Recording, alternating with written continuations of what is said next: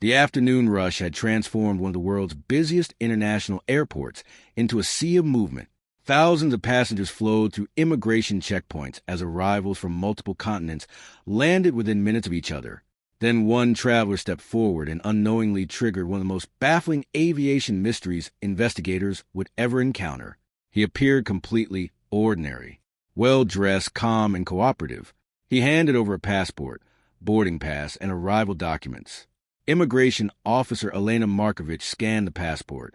The system flashed green. Valid document. Seconds later, another message appeared. Record not found. She scanned it again. Same result. The passport number existed, but the identity connected to it did not. The traveler was escorted to secondary inspection. Inside the interview room, he answered every question confidently. Yet every database search produced the same result. No birth records. No citizenship files. No passport issuance history. No biometric enrollment. Nothing. Airline personnel confirmed the booking was legitimate. The reservation existed. The payment was verified. The boarding pass was authentic. Fingerprint scans produced no matches. Facial recognition searches failed. Iris scans returned nothing. The man was real, but his identity seemed not to exist. If the documents were genuine, who exactly was this traveler?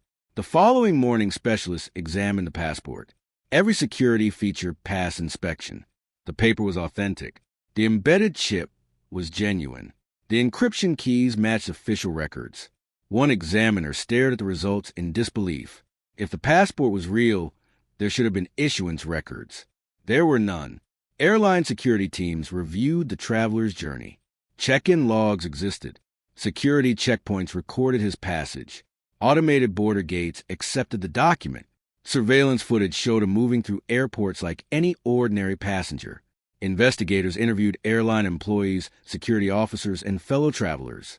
Nobody remembered anything suspicious. Yet historical searches uncovered something alarming. The same identity had crossed international borders repeatedly over several years. Flights, hotel bookings, and airport records existed under the same name. However, every supporting government record remained missing. Either someone had created the most sophisticated false identity ever discovered, or the world's identity systems were hiding a catastrophic flaw. A multinational task force soon formed. Immigration investigators, airline security specialists, digital forensics analysts, journalists, and identity fraud experts began reconstructing the traveler's history. They mapped years of international movements across multiple continents. Hotel reservations appeared. Car rentals appeared. Financial transactions appeared. The traveler left evidence everywhere, yet none of it revealed who he truly was. Digital forensics analyst Marcus Reed described the investigation as chasing a ghost. Every record led to another record, but never to a real person.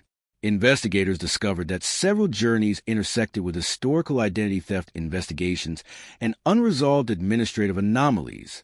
Journalists examining archives found reports involving travelers who seemed to disappear from official systems.